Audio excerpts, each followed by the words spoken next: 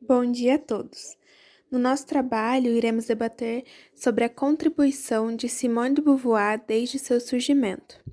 O grupo é composto por Beatriz Santos, Fernanda Alabarce, Marcela Barbie, Maria Angélica de Freitas e Mariana Negrini.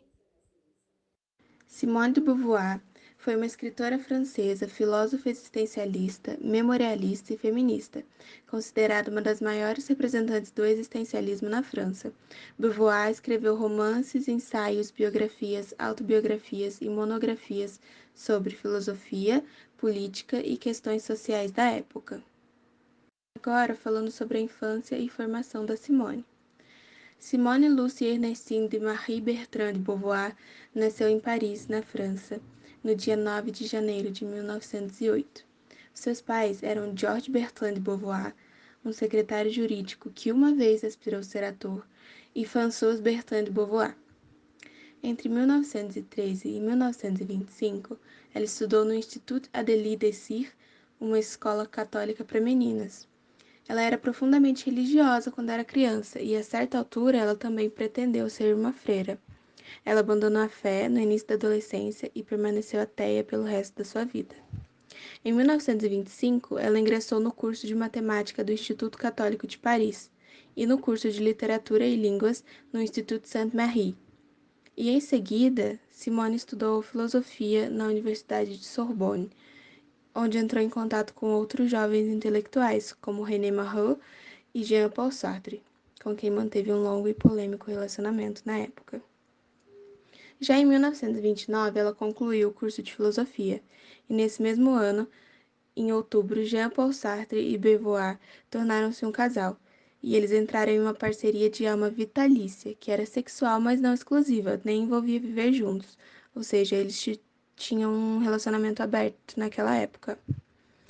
Em 1931, a Simone de Beauvoir, que já tinha 23 anos, foi nomeada professora de filosofia na Universidade de Marseille, onde permaneceu até 1932, e em seguida foi transferida para Rouen.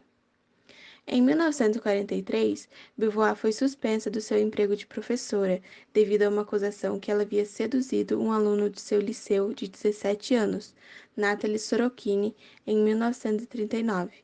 Lembrando que a idade de consentimento daquela época era 15 anos.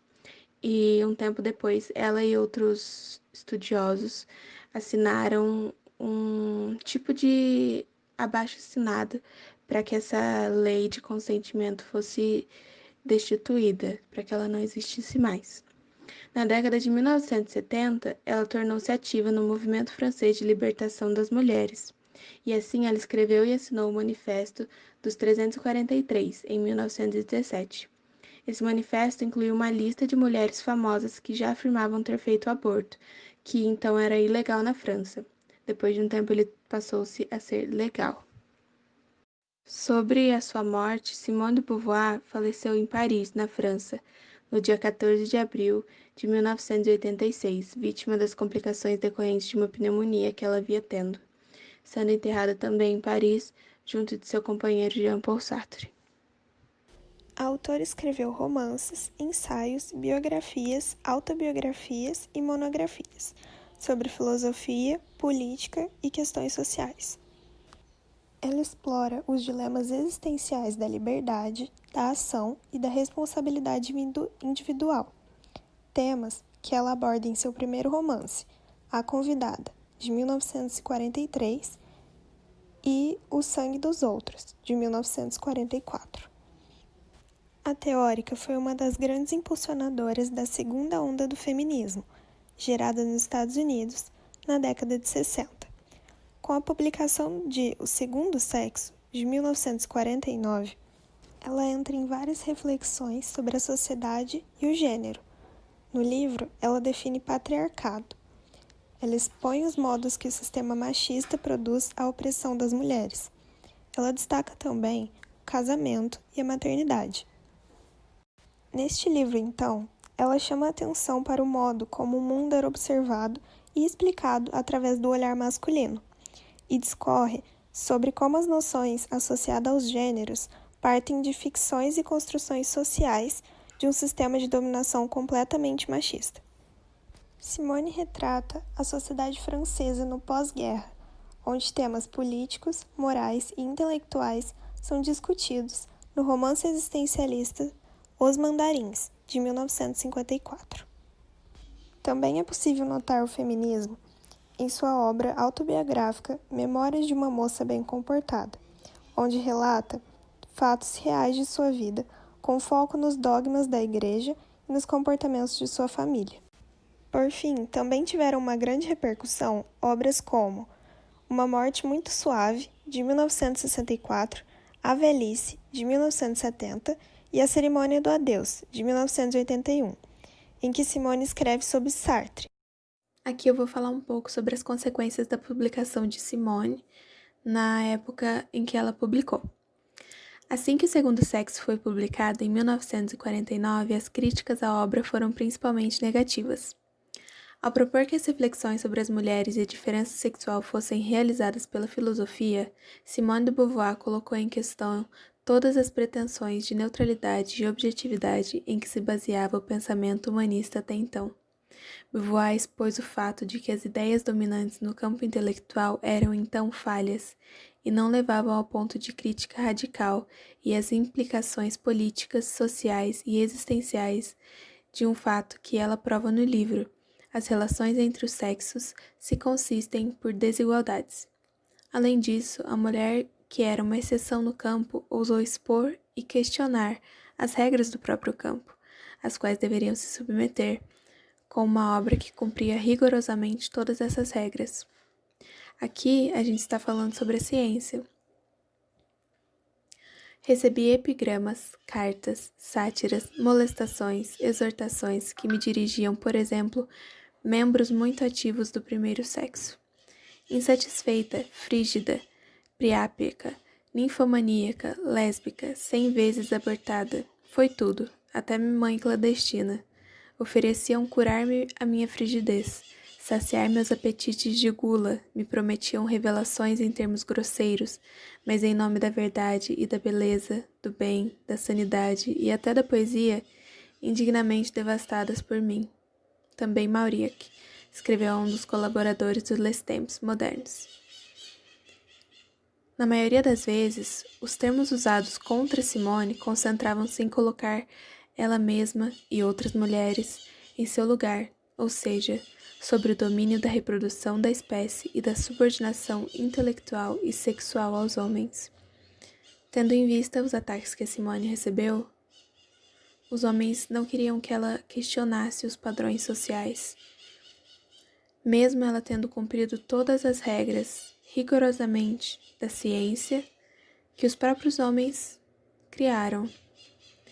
E quando ela cumpriu todos esses padrões, quando ela foi à frente, quando ela fez melhor, quando ela fez tudo o que era necessário para que seu trabalho fosse visto, criticado, olhado, ela recebeu sátiras, molestações, cartas, não com um teor de crítico, de debate, de querer aprender, mas com um teor, como vocês podem ver no que ela disse, um teor baixo, chamando ela de insatisfeita, frígida, ninfomaníaca. Era um ataque pessoal, muito mais do que outra coisa. Agora falando sobre as críticas nos dias atuais, nós temos essas pensadoras que estão aí na tela, que eu não vou falar o nome para me poupar da vergonha, porque eu não sei. Mas essas filósofas que estão aí baseadas no modelo teórico pós-estruturalista, elas enxergavam a visão beauvoiriana de um mundo além do discurso, que ela é ultrapassada e masculinista, porque ela não enfatizou a mulher como diferente. E o texto de Beauvoir, ela peca por sua atenção à mulher, como ela existe na ordem social e por presunção de um mundo fora do texto. Ou seja, ela não enfatizou a mulher como algo diferente, como um sexo realmente diferente. Ela enfatizou que seria igual, ela enfatizou a igualdade. E essas mulheres, elas criticam isso. Elas criticam que a Simone deveria ter falado da mulher como um ser próprio, como ser diferente, mas que merece coisas iguais. Elas também falam que a Simone ela enxergava nos seus textos a mesma hostilidade contra a maternidade que os homens dos anos de 1950 atacavam.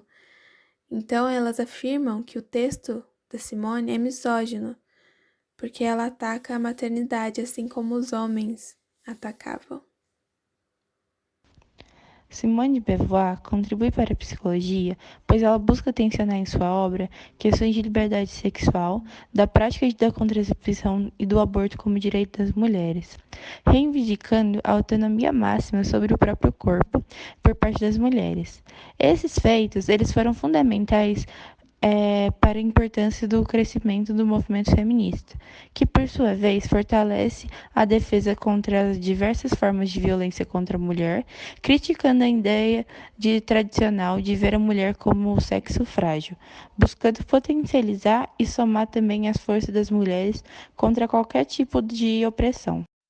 Gente, agora eu vou falar um pouquinho sobre o existencialismo, a doutrina filosófica em que a Simone estava inserida. Como eu já disse antes, ele trata-se de uma doutrina filosófica e um movimento intelectual que surgiu na Europa, no final do século XIX e que só ganhou notoriedade no século XX, a partir do desenvolvimento do existencialismo francês. Ele pauta-se na existência metafísica, onde a liberdade é o que move, e essa liberdade ela é refletida nas condições de existência do ser. Ele sofreu influência da fenomenologia, fenômenos do mundo e da mente, onde a existência precede a essência. Mais abaixo a gente vai mostrar algumas frases dos principais e vocês vão poder ver isso muito claramente. Bom, as características dele.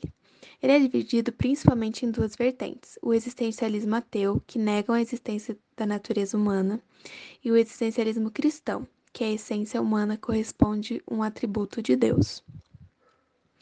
Para os filósofos existencialistas, a essência humana é constituída durante a vivência do ser, a partir da experiência com o mundo e de suas escolhas, já que o ser possui liberdade incondicional. O ser humano é um ser que possui toda a responsabilidade por meio das suas ações, já que ele cria ao longo da sua vida um sentido para sua própria existência. A vida humana ela é baseada na angústia, no absurdo e na náusea causado pela vida não possuir um sentido para além da própria existência. Assim, para eles, os existencialistas, a liberdade de escolha é um elemento gerador, no qual ninguém nem nada pode ser responsável pelo seu fracasso a não ser você mesmo, assim como pelas suas escolhas. Os principais filósofos existencialistas é o Kierkegaard, que ele é considerado o pai do existencialismo. Ele é dinamarquês e defendeu, sobretudo, o livre-arbítrio e a irredutibilidade da existência humana. Uma das suas principais frases é: ousar é perder o equilíbrio momentaneamente, não ousar é perder-se. Dizendo aí muito sobre o livre-arbítrio. Outro muito importante é o Sartre, marido da Simone, né? E ele é um dos maiores representantes do existencialismo. Ele foi um filósofo, escritor e crítico francês. Ele afirma que estamos condenados a ser livres. E uma das suas frases é: condenados porque não se criou a si próprio e, no entanto, livre, porque uma vez lançado ao mundo, é responsável por tudo que fizer. Outra pensadora, e a nossa pensadora de hoje, é Simone de Beauvoir, que ela tem uma tendência existencialista, já que, para ela, a existência precede a essência. E a essência é construída durante a vida. Isso é muito claro quando ela disse: não se nasce mulher, torna-se mulher. Bom, agora eu vou falar algumas frases da Simone de Beauvoir para que vocês entendam melhor o que ela queria dizer em seus livros, em seus artigos, para que a gente entenda melhor o pensamento dela. Bom, a primeira é: por vezes a palavra representa um modo mais hábil de se calar do que o silêncio. É pelo trabalho que a mulher vem diminuindo a distância que a separa do homem. Somente o trabalho poderá garantir-lhe uma independência concreta. O homem é definido como ser humano e a mulher é definida como fêmea. Quando ela se comporta como um ser humano, ela é acusada de imitar o macho.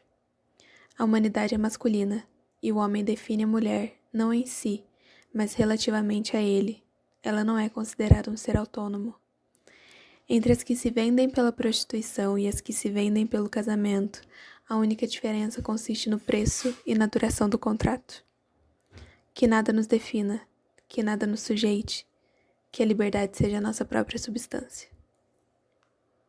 Para falar para vocês sobre o feminismo para Simone, a gente vai usar muito o livro dela, o maior livro dela sobre o assunto, que é O Segundo Sexo, escrito em 1949. E essa obra é considerada de originalidade absoluta, porque seu pensamento foi um ponto de partida que permitiu ela chegar onde nunca alguém havia chegado antes.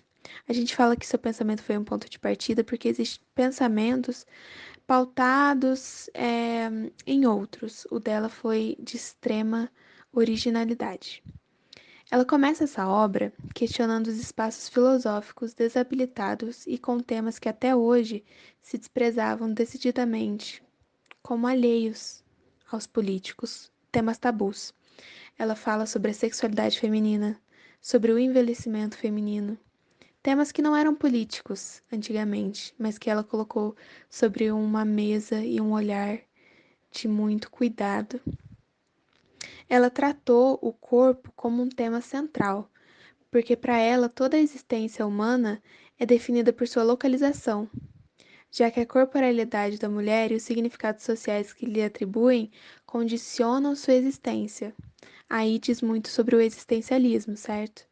Que o corpo e onde ele está inserido falam muito sobre sua existência, precedem, né, essa existência, guiam essa existência. Então, a mulher, ainda nos dias de hoje, ela assume um corpo onde tabus e estereótipos legitimam as discriminações sociais.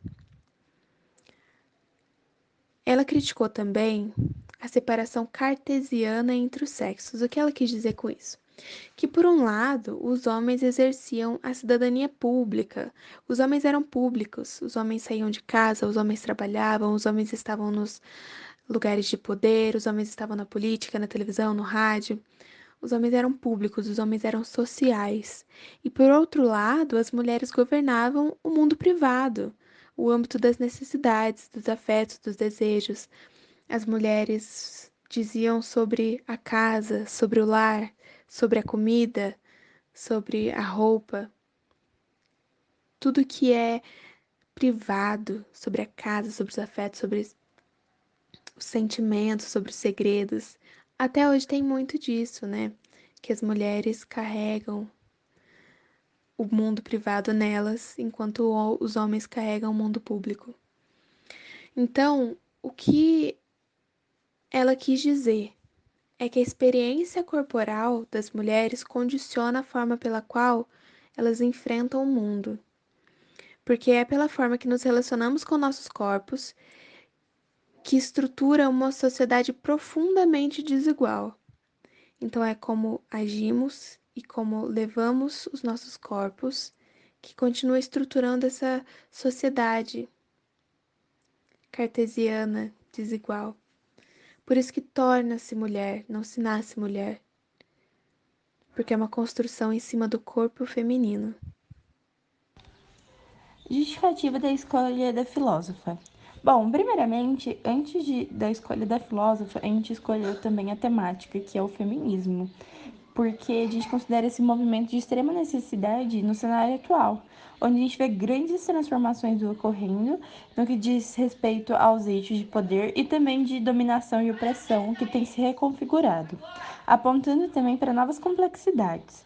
Então, por isso, a gente decidiu pesquisar sobre a Simone de Beauvoir, que foi ela que teve grande influência nesse meio, contribuindo não só para a psicologia, como citado anteriormente nos slides, mas também para um símbolo, como um símbolo mesmo de reivindicações dos padrões impostos pela sociedade. E esse foi nosso trabalho, e espero que todos tenham gostado e compreendido um pouco mais sobre a Simone de Beauvoir e suas contribuições.